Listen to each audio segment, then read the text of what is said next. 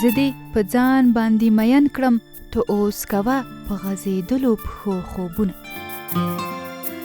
د فبرورۍ 14مه د مینانو په نړیوالې ورځ شهرت لري. د عاشقانو نړیواله ورځ یا والنټاین دی په لویدیځو هیوادونو کې دود دی، خو په دې وروستیو کې د کابل ښار په یو شمېر ځوانانو کې هم د دې ورځې لمانځل دود شوي دي.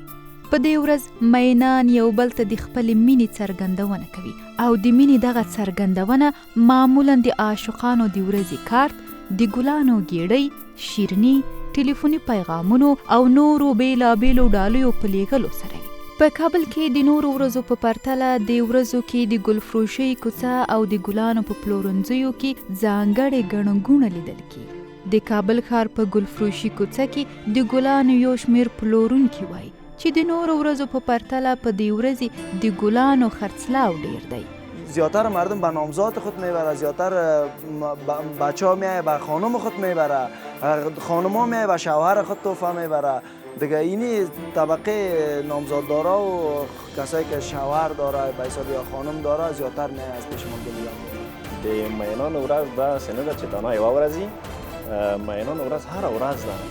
موږ د خپلو مشتریانو په حقه باندې موږ لسګونه جوړه سره کالي د دې ورځې لپاره موږ تیار کړي او جوړ کړي. یو شمېر انجونې او هلکان هم چې د کابل ښار شهرنو ته د ګل او مینې کارتونو اخیستلو ته راغلي وو وایي تېرو څو کلونو راهیسې د مینانو په ورځ په ډاډه زړه لمانځي او خپلو معشوقو ته ګلونه، د مینې کارتونه او د خوښې څیزونه ډالۍ کوي. راغلی ما مینانو ورځ ده، نو شکر ده الحمدلله موږ خپله مېرمن شکر ده لرو، نو غواړم چې هغې دپاره یو تحفه واخلم. بل را باندې خپله مورجانه ډېره زیاته ګرانه ده، نو هغې دپاره مې یو څه شی واخلم. لکه مهمه نه ده، ضرور نه ده چې هر سړی یو ورځ وټاکي. دا چې افغانستان یوه دودیزه ټولنه ده، ښایي ډېرو کسانو دا ورځ په پټه هم لمانځلې وي. ډېرې مینې نجونې کوښښ کوي چې خپله مینه پټه وساتي.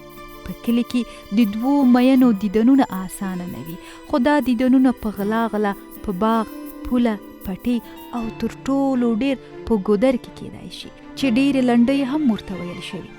مینه یم منکره نه یم که شینکی خال مې د چړو په څوکو ځینه. د افغانستان په اکثرو سیمو کې د موجود فرهنګ له مخې هلکان او نجونې د مور او پلار په خوښه واده کوي. داسې هم کېږي چې مور او پلار د هغوی د خوښې پر خلاف واده ورته وکړي چې مینانو د زړونو ودانه دنیا ړنګه شي. ځکه خو شاعر وایي هغه سترګې چې په سر یې زه له ټولې دنیا تېر وم، اوس د بل د کور مشال دی، زه ناهیلې شم که نه شم. یو شمېر کسان د مینانو ورځ د غربي هیوادونو کلتور ګڼي، خو که پښتني ټولنې ته وګورو پکې مینه او مینتوب له کلونو راهیسې عامه ده.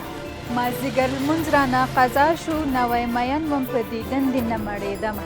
شکسپیر وایي مینه یوازې ملهم نه ده چې پټۍ ولګوو او خوند ترې بلکې نورو څیزونو ته باید ارزښت ورکړل شي. د مینې ورځ یوه ورځ نه ده او یوه ورځ مه ورته ټاکئ. د مینې ورځ هره ورځ ده. لیمه سپېڅلې، زاویه نیوز، کابل.